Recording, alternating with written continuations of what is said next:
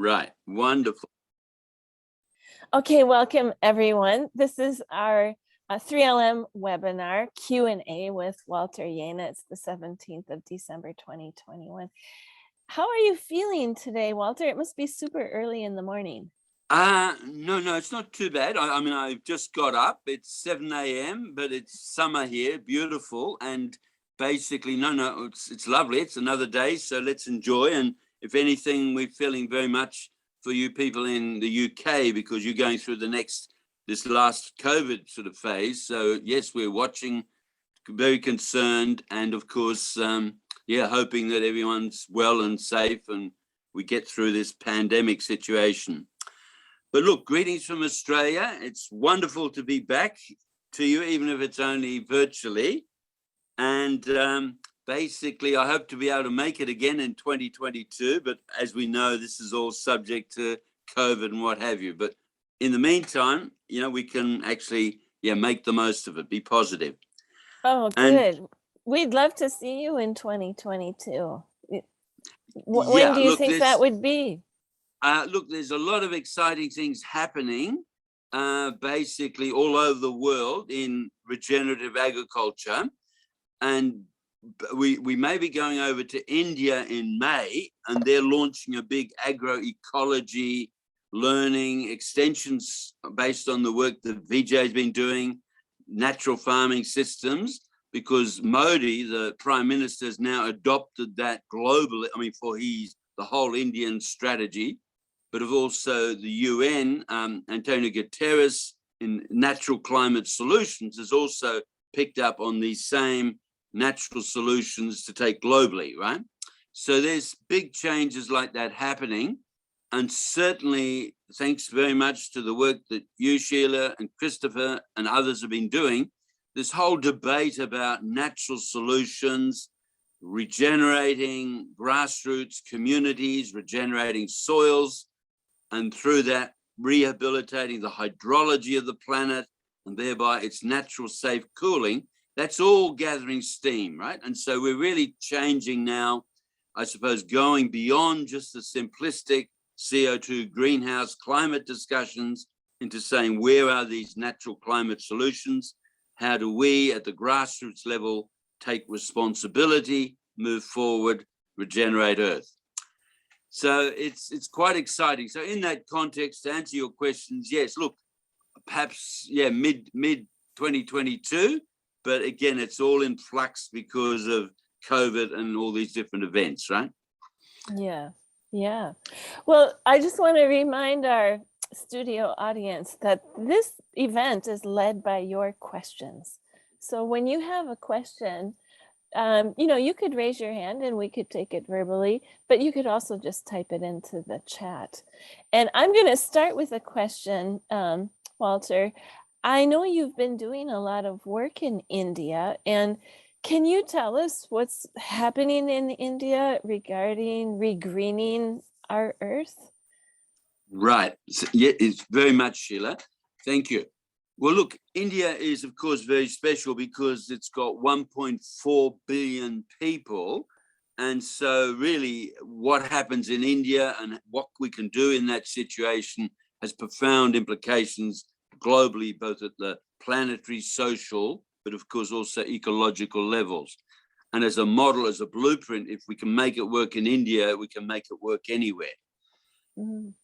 India's really had about 70 years or 50 years of real massive investment in the green revolution, where they sort of said, here's industrial agriculture, here's the promises of higher yields by putting on more fertilizer, irrigation, feeding the poor.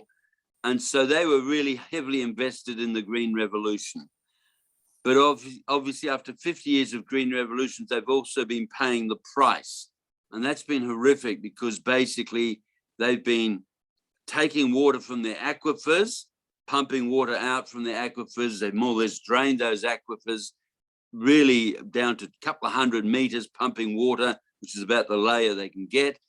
But also they've been oxidizing their soils because they've been putting on so many fertilizers, and the whole management of it has been that their soil carbon has been oxidizing, soil structures are depleting, more runoff, more erosion, more degradation.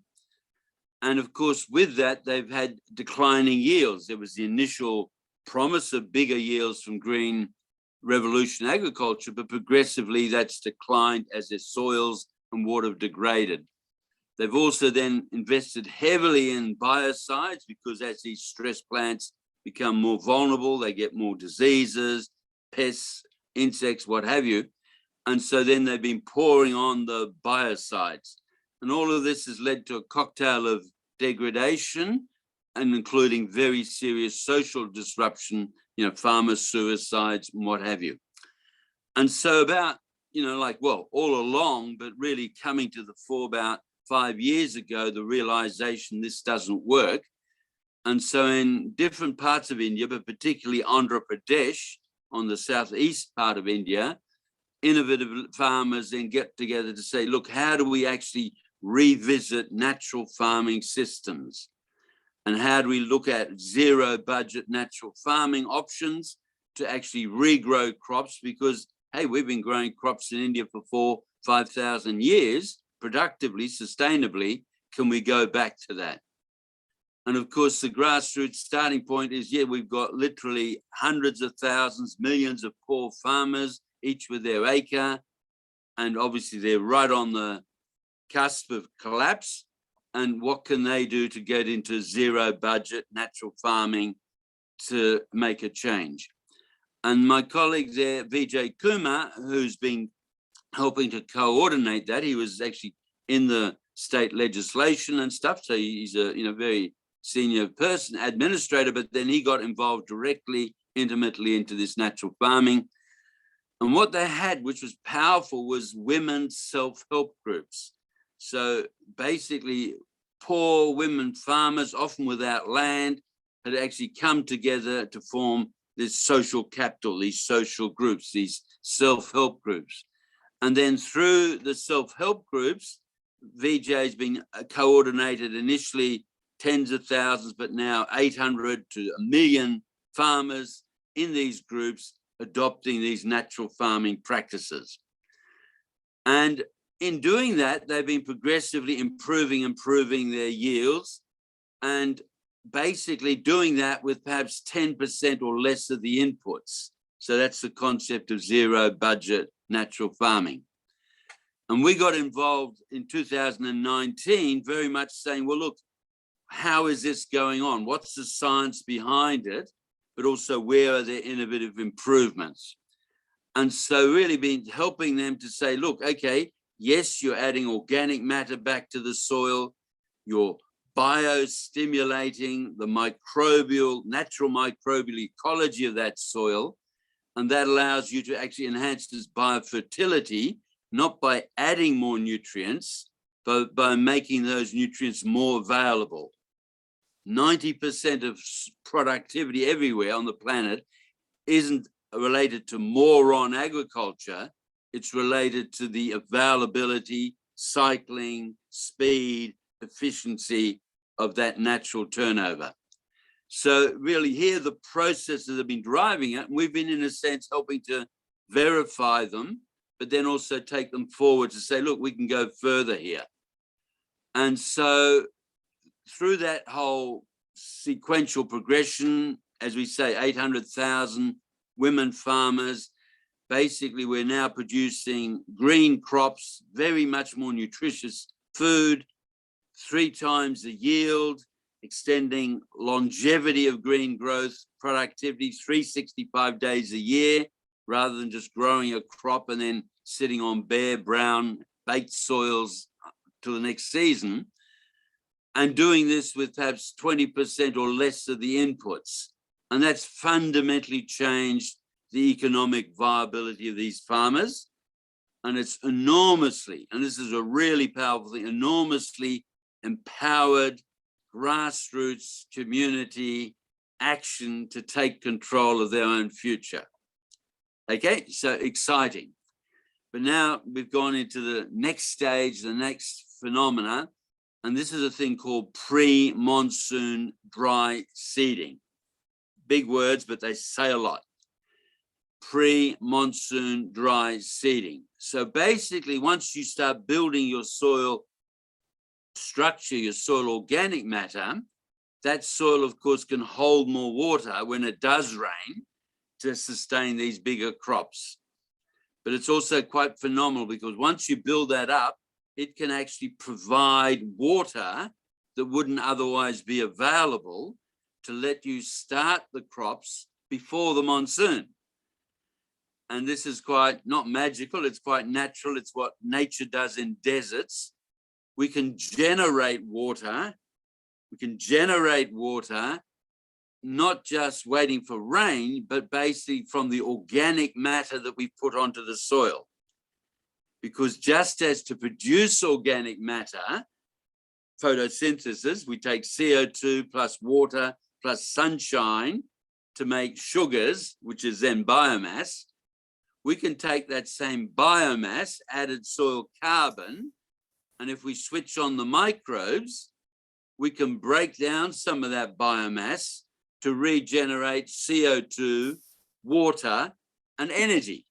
Amazing. And that water, that metabolic water that we create from the organic matter, if it's strategically located around the seed, is enough to germinate that seed. Wow. Wow. Nature does it all the time. That's incredible. We've got a question. When you say we, which organization are you speaking of? And maybe well, more look, than one. No, it's I should say you, they. It's we. It's the whole planetary, grassroots, regenerative agriculture, holistic grazing. You know, it's a whole grassroots community here. Look, this is nature. This is Mother Nature. She's leading this thing, right? And nature's been doing this all through the last billions of years on land. So it's not, yes, we're just saying, look, by restoring these soils, by rebuilding the soil carbon, just as in nature, seedlings start germinating, yes, we can do it, and we do it by this metabolic water. Okay, that's enough to get the seeds to germinate, but also by switching the fungi, the mycorrhizal symbioses on in those soils, we can also access more symbiotic water. And this is water that's in films around soil particles, but held at tensions that are far too high for plants to get them through normal transpiration. So this is a normal unavailable soil water, okay, because it's held at tensions. But these fungal filaments, they're microscopically small, intimately connected around the soil particles. And of course, they're able to take this water up at 4 or 5 times the wilting point tensions the plants can. Okay? Wow. So here's then another whole reservoir of water that we can actually use ecologically to actually grow these seedlings. So we've got metabolic water to germinate them. We've got symbiotic water to sort of start the seedling growth. But then we end up with very healthy little seedlings with very good, extensive root, soil, microbial root interfaces, providing this water, and very, very high turgor pressure and nutritional integrity content in their little shoots. Okay, and then those shoots with that very high osmotic sort of cellular content, they can hygroscopically harvest water from the air. Okay, now this is again another whole chapter or another dimension that we've stepped into. Up to 5% of the weight of air is water. There's 50,000 parts per million of water vapor in the air. And we've got rivers of water flowing across the whole planet continually everywhere, including all the world's deserts. Now, not always at 5%, of course, but you know, there's water in the air flowing across all the world's deserts continually. And if we have these very high hygroscopic shoots, little seedling plants, they can osmotically at nighttime absorb that water from the air. Wow. And so we've got 3 channels of water. We've got metabolic water, symbiotic water, and then harvesting water from the air. And that lets these crops grow and establish before the monsoon. And of course, as soon as the monsoon comes, we infiltrate 100 of those raindrops into the soil. And so we've got an enormously powerful rehydration of those agricultural biosystems. Now, just cutting to the chase very quickly, because we have another question coming. See, that allows us now to go into some of the 5 billion hectares of man-made desert and wasteland on this planet that we've created over the last 8,000 years by land degradation, 40% of the land area, and saying, hey, we can actually regenerate, rehydrate, regreen some of this 5 billion hectares of man-made desert and wasteland. We can put a green cover across those lands, and that way we can regenerate Earth. But next question. Yeah, we've got questions on a variety of topics, but I'm just going to pick up the remaining questions about this story you're telling us in India. Does this fungal water depend on mycorrhizal connections? And I had understood that Indian farmers traditionally burn crop residues and cattle dung for fuel. Where do they get the compost to help seeds germinate ahead of the rains? Beautiful. And this is reinforcing. Yes, and traditionally, and also because they've been pressured, because they've been burning their stubble and they've been burning their cattle dung, and they end up with horrific air pollution, you know, Delhi, New Delhi, etc., because of that. And the answer is it's just terrible, because that's oxidizing that carbon, and it's of course polluting their air, creating all sorts of diseases, and they're losing their nutrition. And natural farming doesn't do that. Natural farming basically takes that organic matter that says, look, we're putting that back on the soil as compost, as mulch, and the biofertilizer, the cow dung, is actually the basis of the biostimulants they're using again to ferment and to add as biostimulant to switch on these microbial ecologies. So the natural farming system, yes, is using all that stubble, all that waste organic matter as mulch, and is using all that animal manure fermented as traditional biostimulants. And in a sense, that's really the message. And this comes back to the topic that we were going to talk about. Can cows cool the climate? Yes, it's these fantastic role of herbivores, animals, of taking organic matter, biodigesting them in their mobile biodigesters or their rumens that they walk around with, and of course then excreting humates, compost, and biostimulants as part of their excrement, and that fundamental role of animals, herbivores, in building this carbon cycle across the landscape.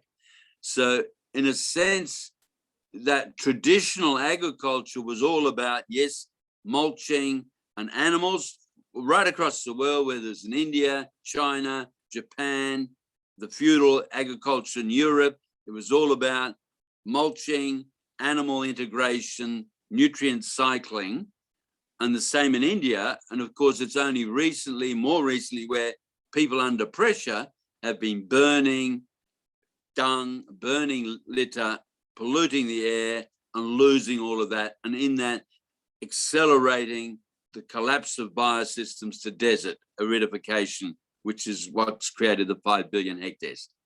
What we've done in Andhra Pradesh as part of this pre-monsoon dry seeding is actually, again, quite innovative, but just totally logical and simple.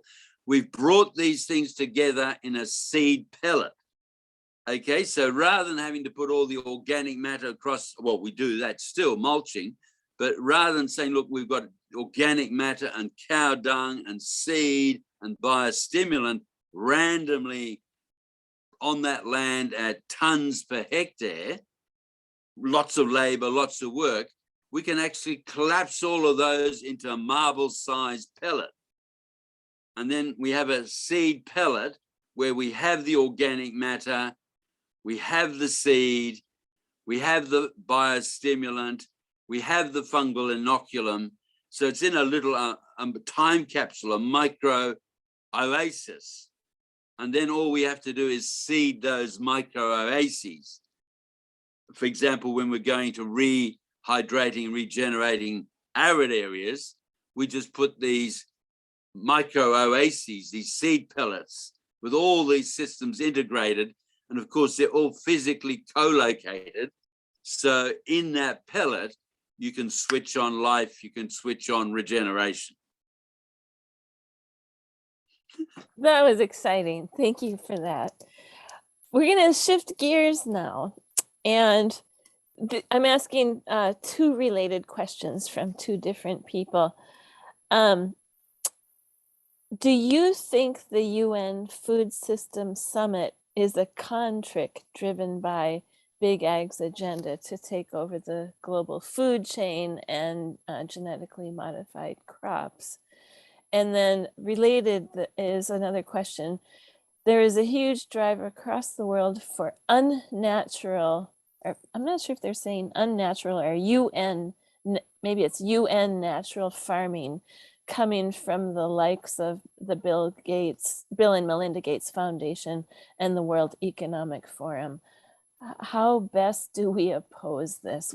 What do you think about what's going on at the UN level? Yeah, no, look, thank you. And yes, and that's a big debate, which is in a sense, we've got a revolution, a revitalization at the grassroots level, microbially growing, but also, of course, we've got to now look at the global food system and what's involved. Just before I get into that, though, let's just go, there's a couple of questions on terms of the chat. And yes, Fukuoka, One Straw Revolution, was talking about the same things, right? Albert Howard, India, 1930s, of course, was talking about the same things, compost, mycorrhizae. There's another question there was, well, where do we get these pellets? No, we make them ourselves. You know, this is what the farmers are doing everywhere. They're just saying, I'm bringing this together, and then with 1% of the energy and cost, I can get the same effect because I'm making these pellets.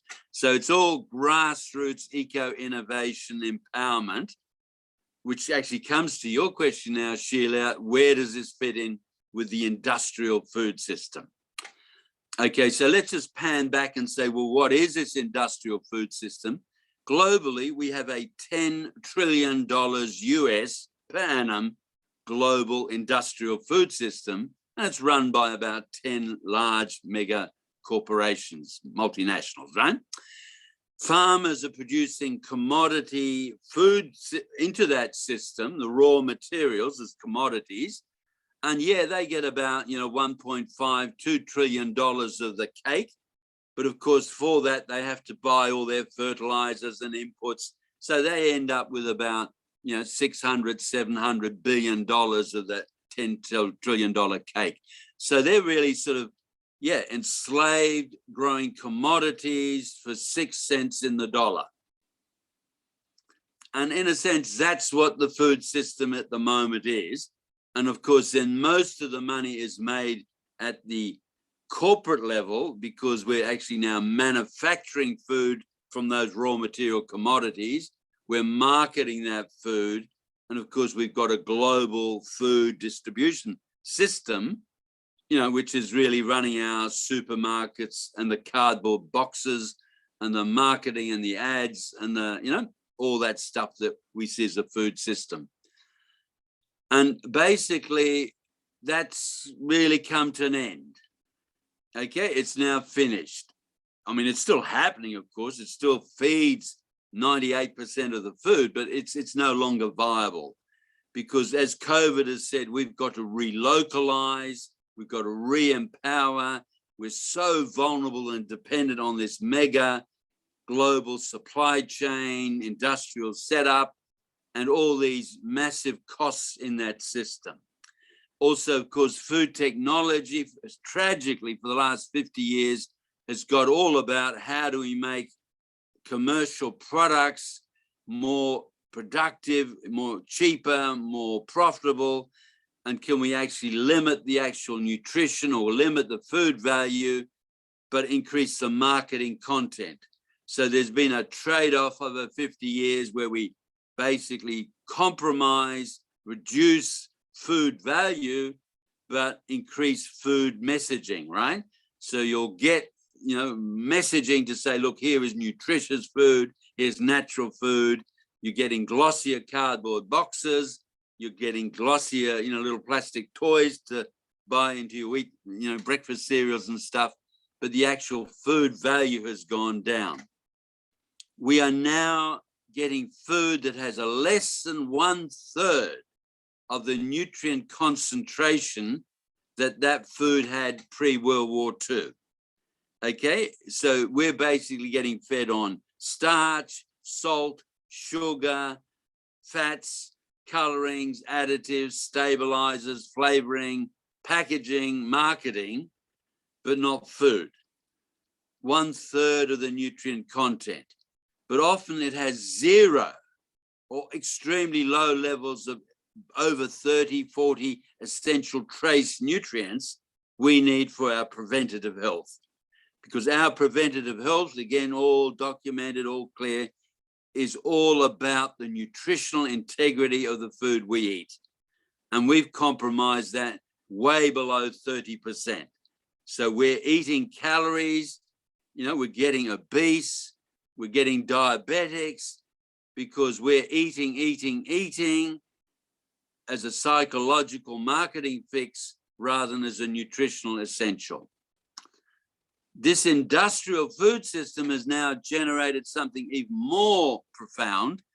It's a $20 to $30 trillion a year globalized disease industry. Okay, so now because of that compromising in our diets, we are basically driving, accelerating growth rates of 6-8%, stratospheric stuff of self-induced diet-related diseases, the diabetics, the obesity, the malnutrition, the cancers, the cardiacs, all of those self-induced diet-related diseases. Before the Second World War, before antibiotics, we were worried about microbes, organisms that would kill us. And we have to still, because COVID, for example. But basically, for the last 17 years, we've switched all the disease focus onto these self-induced diet-related diseases because of that compromised food system. We still have 1 billion people that are hungry. We still have basically 2 billion people that are now obese and obviously malnourished. But we also have about 4 billion people of the 8 billion on the planet at the moment that are subclinically, nutritionally malnourished. We're not getting the zinc, the magnesium, the selenium, all the essential nutrients that we need in the right forms, concentration, balances, because we've totally compromised that food system. And obviously the challenge for the future, which is your question, is how do we get back to nutritional integrity, preventative health, and thereby natural, safe foods? How do we know where our food comes from, how it is grown, and has the integrity nutritionally that we need for our health? And it's now that knowledge and confidence and assurance message rather than the marketing and the jingles and the colored plastic cardboard boxes that's in a sense there. And that's the challenge now that we're facing in the food system, right? So yes, we've got 8 billion people. We're going to have 10 billion people by 2050. How do we feed them? We've got to feed them because we know that 7 missed meals is what separates social stability from social chaos and collapse. And if there's social chaos and collapse, it's game over. Economies, what have you. No amount of military hardware can keep that social collapse contained. So it's 7 missed meals, it's food, nutritional integrity. That's the fundamental strategic imperative. And we can only get there through these natural farming, regenerative farming, rebuilding these natural systems. So that's the big picture, strategically globalized food system. And now we've got David and Goliath. We've got, the big $10 trillion Goliath, but now we've got innovative regenerative farmers. But it doesn't have to be a fight. It's, all synergistic. It can be all very harmonious, very efficient, very rapid, where we say, no, let's work to bring these new values, these new performance criteria, these new nutritional integrity criteria, performance measures into the equation. Let's bring the externality costs of the subsidized, protected, defunct food system into the equation, and then look at how do we redesign a regenerative, viable agriculture in future. We can do that. We must do it. We have perhaps 10 years. Thank you, Walter. Shifting topics again. I'd be interested to hear about Walter's comments on manufactured meat. I instinctively reject the idea, but don't know much about the debate, and more information would be very valuable. No, look, and thank you, Sheila. And this is, again, exciting. I mean, it's a disaster, but exciting. Especially you guys in the UK would know that because you had your mad cow scare. Prince Charles raised the concern about grey goo. Do we want to be eating grey goo? And the whole thing of where it really is food and what's really valuable about food. And in a sense, this industrial system and the same big players in it and the massive financial speculative investment has all sort of said, right, this is the food situation. We all need 100, 150 grams of protein per person per day, no question. So and that's the most valuable part of the food system in terms of profitability and what have you, and nutrient density, etc. So can we actually provide that now in a super industrial system? Because see, what we've done over the last 40 years is completely compromised animal farming. Nature, as we started in the earlier discussion, of course, had animals there, and animals were playing a key ecological function at biodigesting biomass, straw, stubble, grass, and turning it into biofertilizer to maintain enhanced productivity, but also, of course, turning it into protein. Okay, so we had this exquisite system where basically we sunshine, grew grass, and then basically we converted that grass into biofertilizer, humates, and protein. And of course, carnivores and omnivores, and that's us, basically then, ate some of that protein, and that was really a key part of our nutritional integrity and health, because we need these amino acids from the protein, we need these vitamins, all these cofactors, and protein is an extremely efficient source. We don't have to kill animals to get that. We can get that from milk, we can get that from eggs, right? So it's all basically can be done very softly and ecologically. But that's in a sense what traditional animal agriculture was about, and that what's the whole ecological grazing movement is about, and why it's critical also, again, a default function, because if we don't have those animals, we have fire, wildfire, okay? Because every grass that isn't eaten ends up burning, oxidizing, fire, and of course then turning that land back to desert.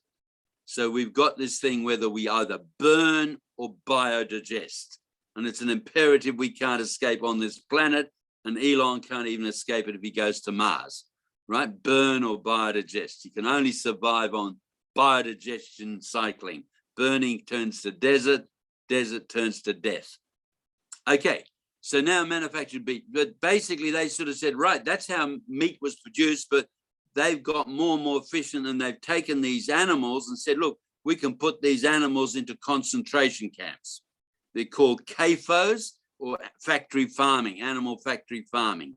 And we can concentrate these animals into these factory farms and grow them quicker without, having to go there. And of course, yes, we have to harvest the grass and feed them with grain and other things. So we've got a massive externalized animal feed system.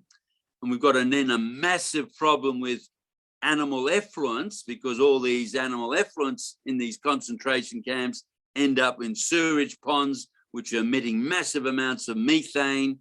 And of course, all that nutrient is then going into polluting, eutrophying our environment, rather than refertilizing our fields. And so we've created this massive negative and ethically very, very unhealthy, unsustainable industrial factory farming animal systems. And we see it all around, whether it's cows, whether it's pigs, whether it's chickens, we're really sort of basically feedlotting and factory farming. And the big industrial world knows that, look, this is untenable, because it's not viable economically without these subsidies and protection, and certainly not if all the ecological costs, but also it's ethically, it's repugnant. And so basically the whole movement to, hey, we don't want to eat this meat is valid, because we don't want to eat protein from these concentration camps. And so they said, look, we can bypass all of that. Instead of growing protein in these concentration camps, factory farms, we can manufacture it directly from the amino acids that we can bioengineer from legumes and feedstocks, right? So they say, can we in the lab actually make a manufactured meat? And of course, yes, we can. We're very clever. We can do that biochemically. And so now the whole proposition is, can we actually bypass all that redundant factory farming to feed everyone with manufactured meat? But again, it doesn't add up, because while, yes, they can technically, the embodied energy costs from growing all that soybeans industrially, growing all that corn industrially to provide the feedstock to manufacture this meat, basically haven't been accounted for. And so if their degradation and their enslavement of farmers is accounted for, again, it's a very repugnant solution. Okay, and the other thing comes back to what we've already talked about, nutritional integrity. Yes, we can manufacture mush that looks like meat and doesn't taste like meat, but they can market us that this is meatier than meat, so we're psychologically very susceptible to being conned there. But the point is, it won't have and it can't have the nutritional integrity that meat from naturally grass-fed, ecologically raised animals does. Okay, so we're just on another chapter of this whole confidence trick, because we're still going to be compromising our health, and we're still going to be boosting that industrial disease industry. Okay, and also from an ethical point of view, yes, the rich can have this, but there's no way we can feed everyone, because it will become a very expensive form of protein. And yes, we can meet our needs, in advanced, or no, I shouldn't say advanced, that's an oxymoron, but in rich countries. But the point, basically, it doesn't provide equity and protein to the 10 billion people. That protein comes from integrating animals into natural farming systems, having your herbivores graze the grass, and as we say, producing the eggs and the milk from that, and then recycling the waste products, the biofertilizers, to keep that productive system going. So it's really now redesigning integrated herbivores in agroecologies, both for their nutrition of the nutrition of that agroecology, but also for our nutritional integrity and health.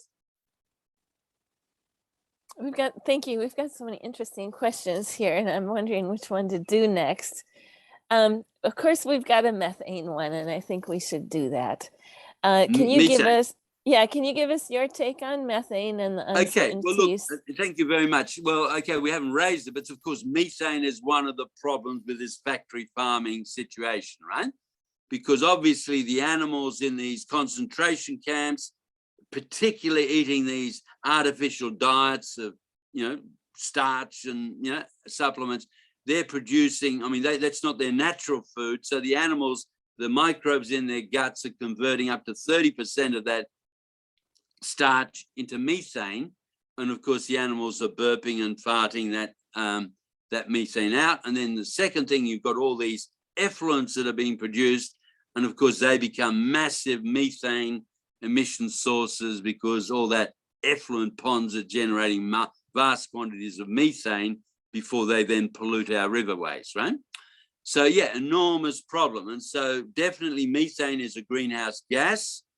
It represents some 9% of the greenhouse gas component of the greenhouse effect.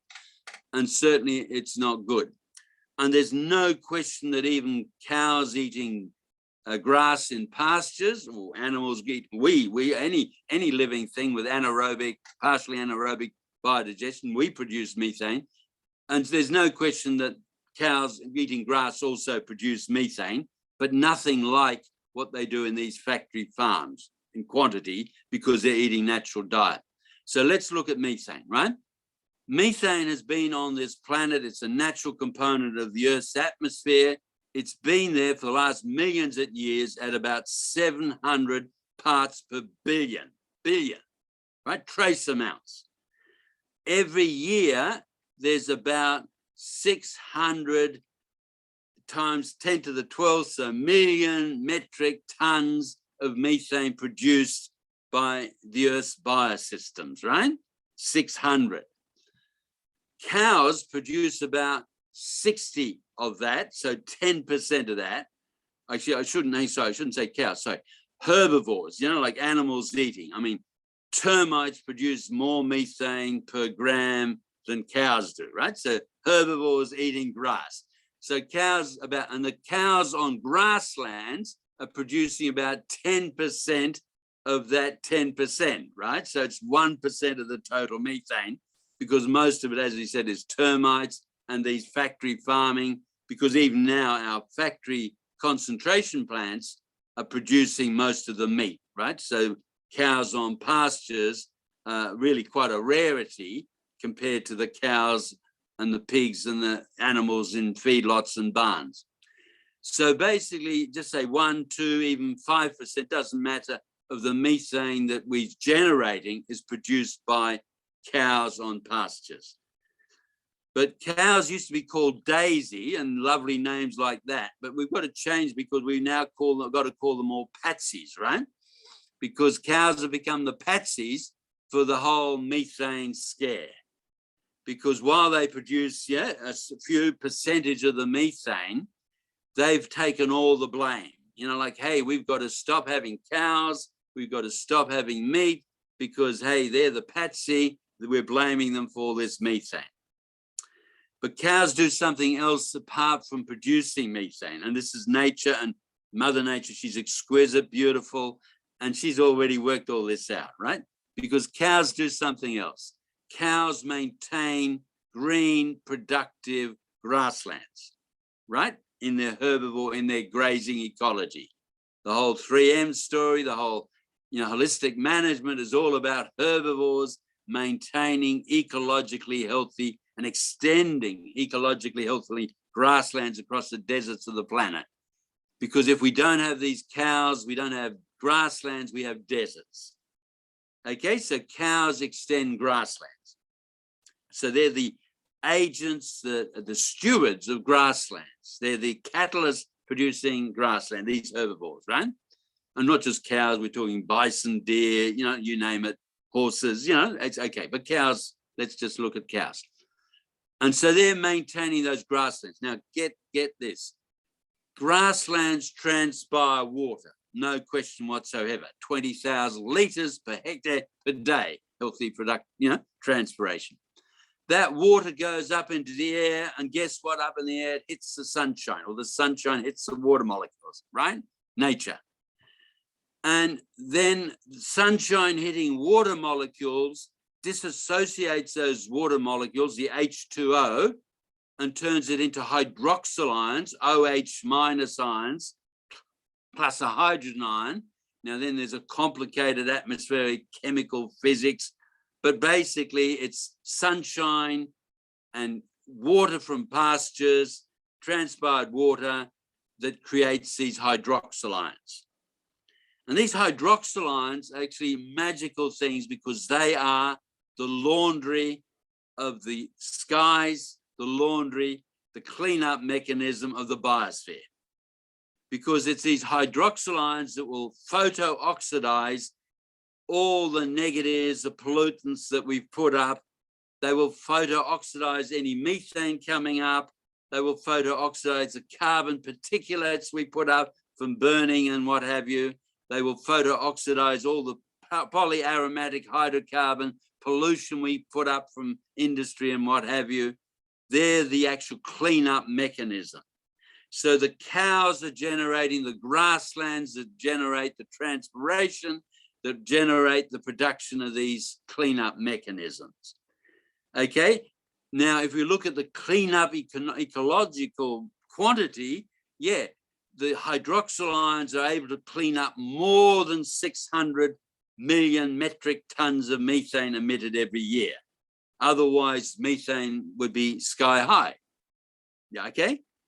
It's 700 parts per billion. So it's this hydroxyl ion photooxidation generated by herbivores that's done all the cleanup.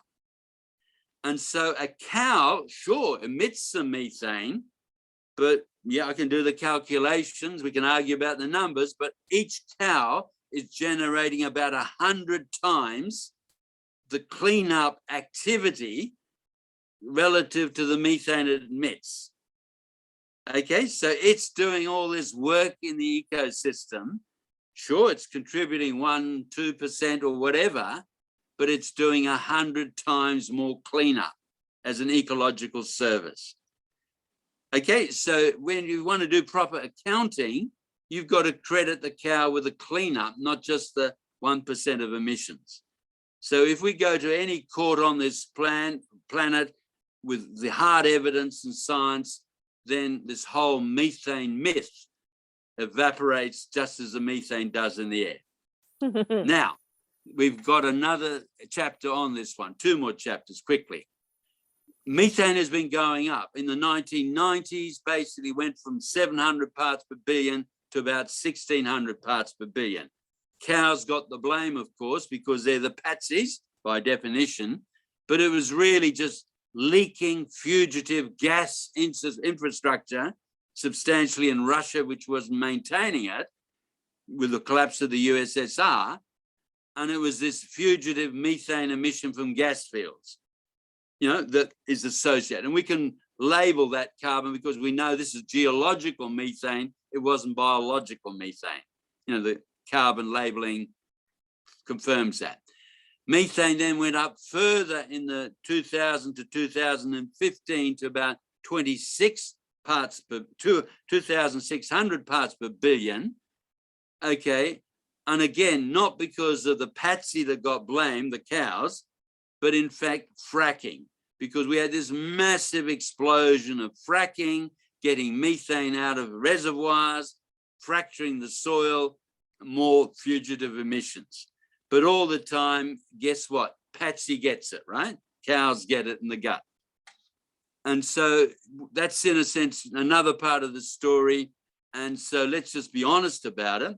But the real crunch thing with methane is this, and this is scary, scary, scary. There are 15,000 billion tons of methane locked up in methane hydrates on the continental shelves in Arctic oceans. There are about 5,000 billion tons of methane potential locked up in our tundras and our peatlands that are again frozen. And both of these are now starting to melt, or as global warming intensifies, especially in the Arctic, these things are coming out. So the Arctic Ocean north of Russia is like lemonade. It's actually got methane bubbles coming up through it. So we're starting to emit some of this methane.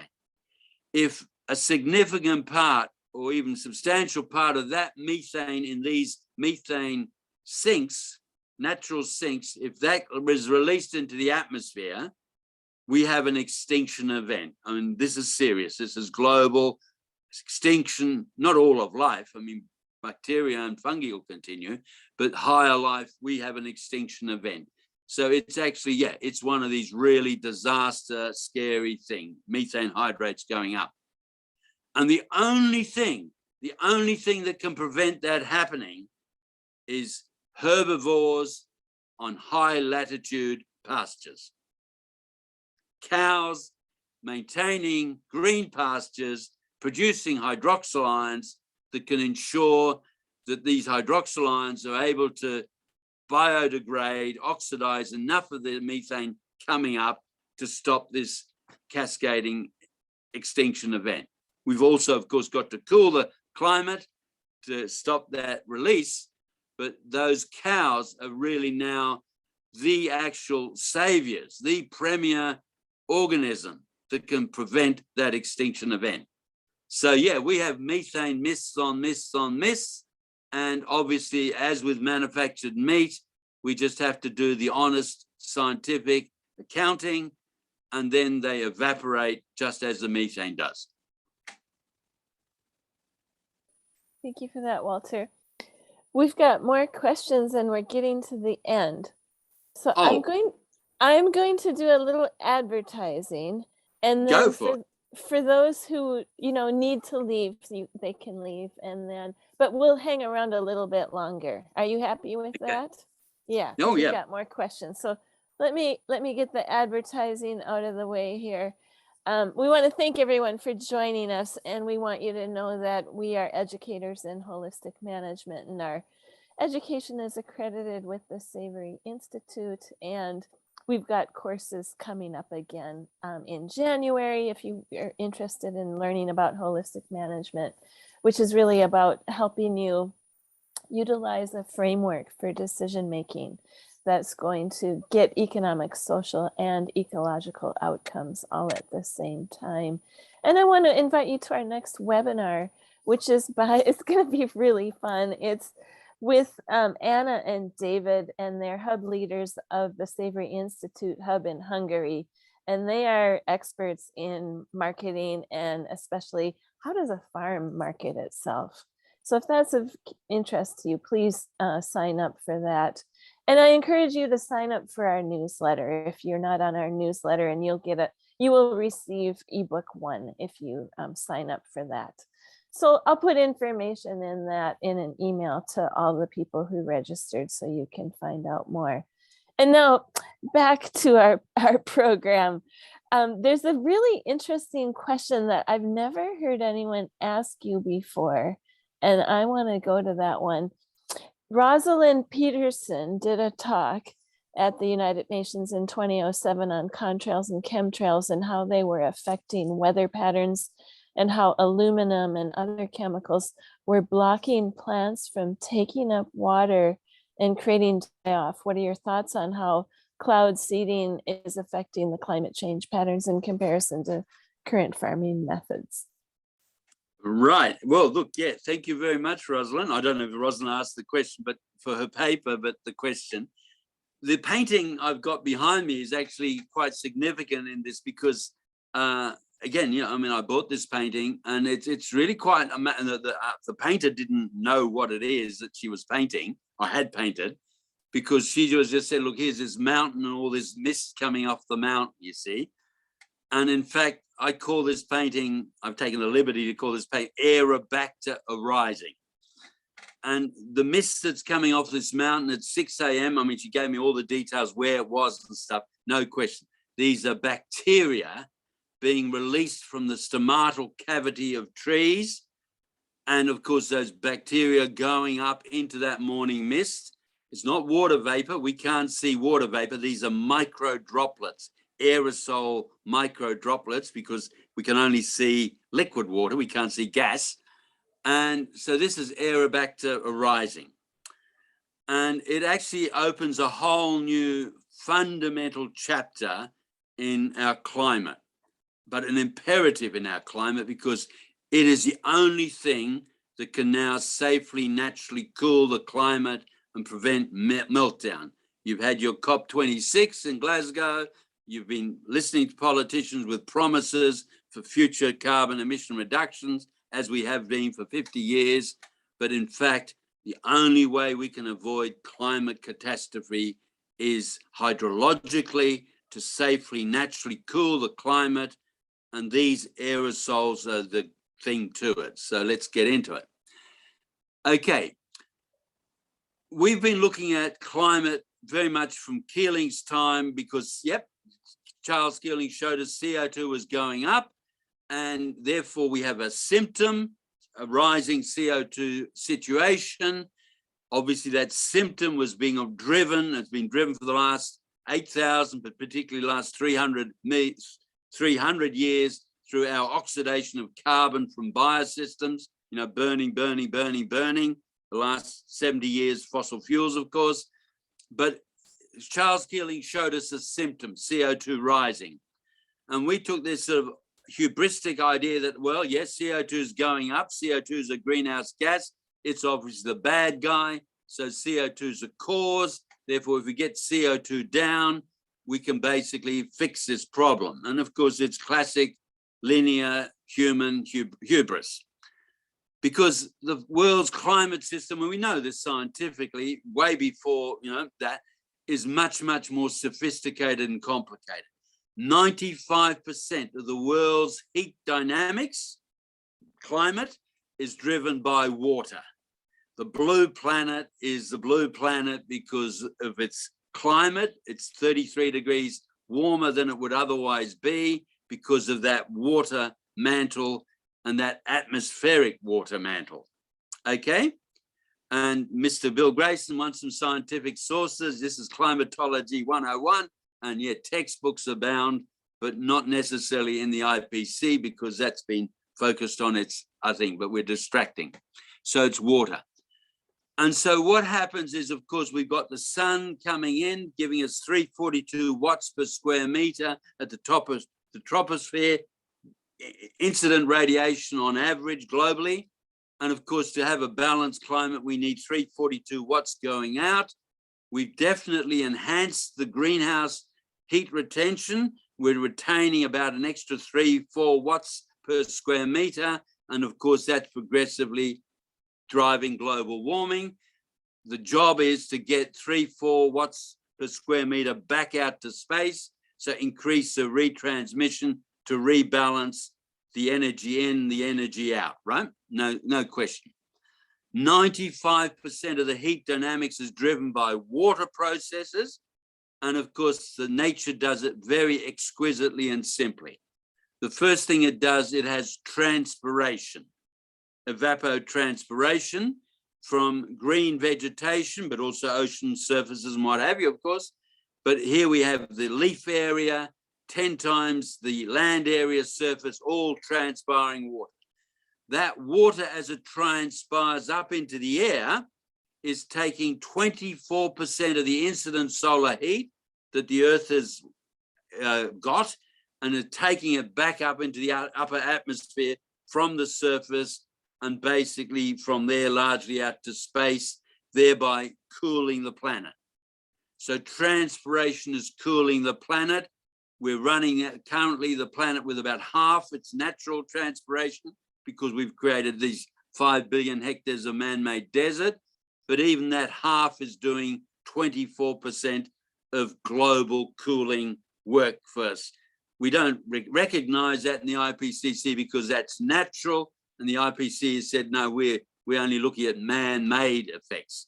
But sorry, we've had a massive man-made effect through devegetation, right? Desertification. But okay, what happens then when that water then goes up into the upper atmosphere as a gas? it then recondenses, and it'll form basically humid hazes, micro droplets that then are nucleated by haze micronuclei, dust aerosols, some of the volatile aerosols, dimethyl sulfide from the oceans, James Lovelock's work in the 1960s, so all documented. So we basically create these humid hazes. And these humid hazes actually have the opposite effect to the transpiration, because while they're in the liquid form, they're able to absorb incident solar radiation and warm the upper atmosphere, and we measure that by global dimming, and that might be 20 watts per square meter of dimming on average. Okay, so we've got this global dimming because we're absorbing these liquid droplets. But then as they heat up from the absorbed solar radiation, they turn back to water vapor, gas in the air, and that water vapor in the air is 80% of the greenhouse gas effect. CO2 is 11%, methane, nitrous oxide, as we said earlier, is about 9%. 80% is water vapor. So water vapor is the dominant greenhouse gas. Hey, you guys come from the UK. This is Hadley, 1861, right? He pioneered science. Okay, it's all there. Okay, 80% of the water, 80% of the greenhouse gas effect is water vapor. So we want to remove that gas effect as much as possible because we don't want extra warming. And nature does that then hygroscopically, again, a bit like what we're talking about with our hygroscopic harvesting water from the air. Nature does that hygroscopically by coalescing haze microdroplets, about 1 million haze microdroplets, very small, into a cloud droplet and forming clouds. Clouds cover about 50% of the planet at any one time, but they immediately reflect some 120 watts per square meter, or 33% of the incident solar radiation back out to space, thereby cooling the planet. Okay, so we've got basically incident sunlight, but if we have clouds, then we're basically reflecting it back out to space without it even getting down to the ground, and thereby cooling the planet. So it's between transpiration and clouds, we've got 50% of the planet's cooling natural processes. But we're interested in aerosols, right? So we're interested in what is the process. And of course, we've got nature's evolved two types of aerosols and has a balance between these two aerosols. The first are these haze micronuclei that create the humid hazes. Okay, and as I said, things like dimethyl sulfide, the terpenes, the pinene, that are volatilized from basically vegetation, but then also carbon particulates from fire, but also dust. There's over 5 billion tons of dust that's going into the air every year from our desertified landscape. You've seen the dust plumes from the Sahara going right across the Atlantic and then creating, these hazes right across into the Caribbean. Okay, 5 billion tons of dust micronuclei creating these hazes. We've got an Asian brown haze from Cairo to Beijing over summer that's basically retaining water in these haze microdroplets, warming and polluting that whole landscape, that whole arc of the planet, basically because it's staying there as hazes, it's not forming clouds. Okay, the trick then is to form these clouds, and we do that through the second type of nuclei, which are these precipitation nuclei, hygroscopic precipitation nuclei. There's 3 forms of hygroscopic precipitation nuclei on this planet.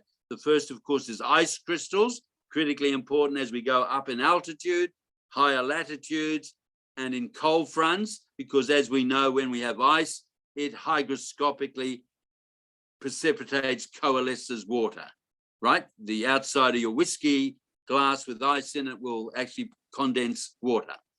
The second hygroscopic form of precipitation nuclei, of course, is salts, sodium chloride from the oceans. So basically, this is most of the ocean rain is driven by, or clouds and rain is driven by salt nucleation, hygroscopic nucleation. But the most important by far, certainly in tropical inland area, are actually hygroscopic bacteria. And these are bacteria generated in the stomatal cavity of trees.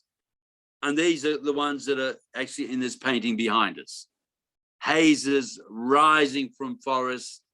And you can see those early morning hazes from forests. Well, they're not water vapor. These are bacteria going up into the air. And nature has created this exquisite balance now between, do I generate more haze nuclei that actually create warming, and do I generate more bacterial precipitation nuclei to give you the cloud formation and then the rainfall formation, which is cooling. And so nature regulates the heat dynamics of the atmosphere through the balance of these two nucleation processes. Just think of it logically. If you just had one, and of course our science at the thing just calls them nucleation processes one, you haven't got a lever. You know, with one agent, you don't have any control at all.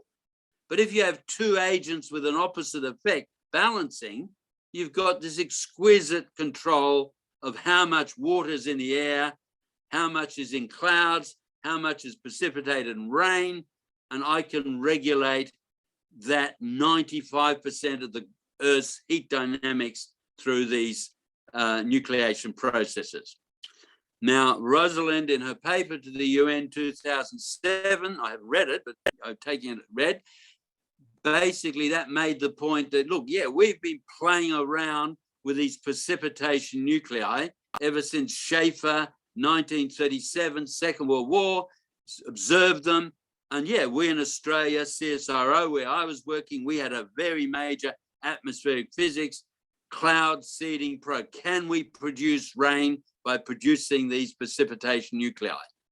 And the answer is yes, we can. Okay, we can put dry ice into clouds, ice crystals, we can create rain. We can put salts into clouds, silver iodide. Yes, we can produce rain. Obviously, we've got experiments going on that Rosalind talks about. Can we put in aluminium oxide, because silver iodide is expensive? By gosh, it's silver, you know, like, hey, but aluminium's cheap. So can we do it with other salts like aluminium oxide? So yes, countries all around the planet have been experimenting with this, but actually there's a bit of history to this. They don't publish it very much because we had a 1976 UN convention against biological and meteorological warfare. The US had used these cloud seeding things very much in the Ho Chi Minh Trail, Vietnam War, to try and flood out the Ho Chi Minh Trail. A massive experimental program of, silver iodide nucleation to make rain there. And of course, in 1976, after Vietnam, we agreed we won't have meteorological warfare, which has meant people don't publish those papers anymore. The institutes, of course, still do the work, but they don't publish the results because it's illegal by the UN. So yes, they're still going on. They're not being published, but they're all just looking at salts. They're all looking, can we actually add salts to the sky to create these artificial nuclei? We don't need to add salts. Nature is doing aerobacter, okay?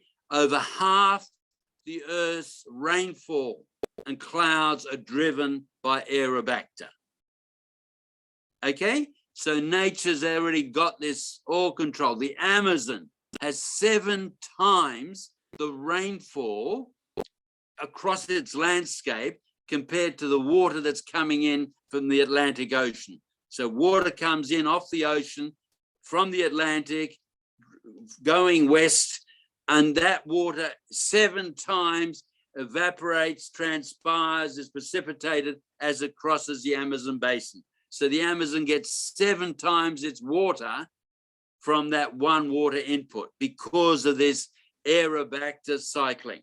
We've confirmed this all with radioisotope labeling. It's all done. I mean, that was all done in the 80s. We've confirmed all that evidence.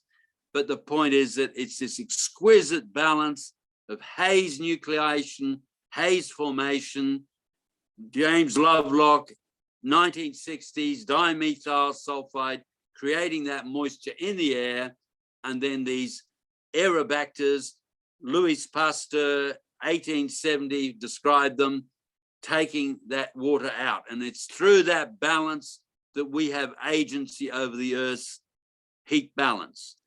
But we have agency not because we're artificially producing aerobacter. All we have to do is reforest, regrow the vegetation that naturally produces it, as nature's been doing for several 100 million years.